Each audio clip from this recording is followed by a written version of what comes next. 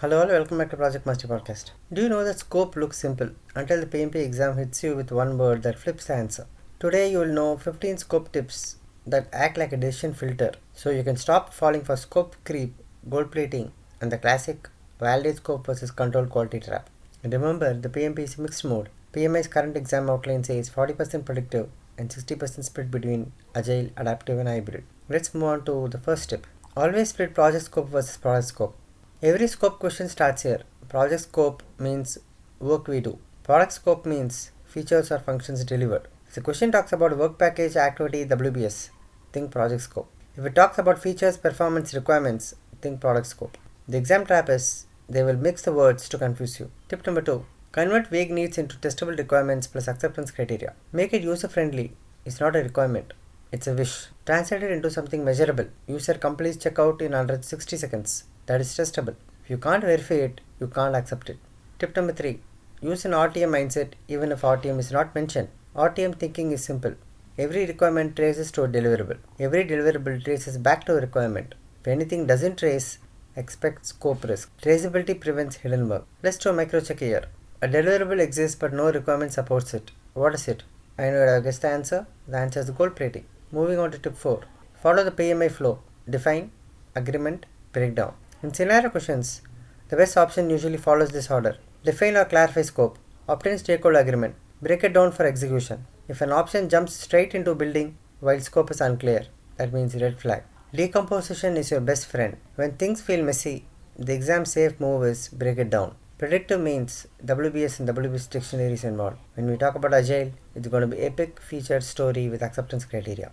Exam signal reduce ambiguity means decomposition. Understand the 100% rule conceptually. The 100% rule means your scope breakdown includes all required work and only required work. No missing pieces, no extra freebies.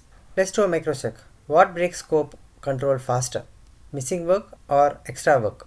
The answer is both. Missing means failure, extra means chaos. Don't confuse validate scope with control quality. This is a top trap.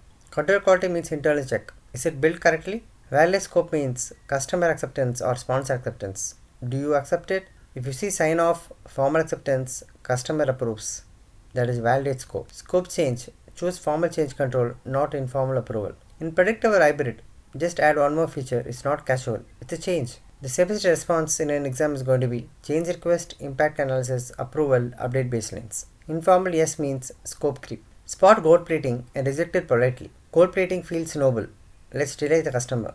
But if it is not approved, it is risk. Deliver what was agreed. Route extras through change control. Another micro check here. Customer says no paperwork, just do it.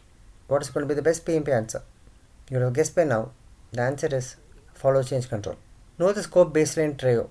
When asked what do you compare against to detect scope creep, think scope baseline. Scope baseline consists of scope statement, WBS WBS Dictionary. That's your control reference. Use progressive elaboration or rolling wave correctly. Early uncertainty is normal.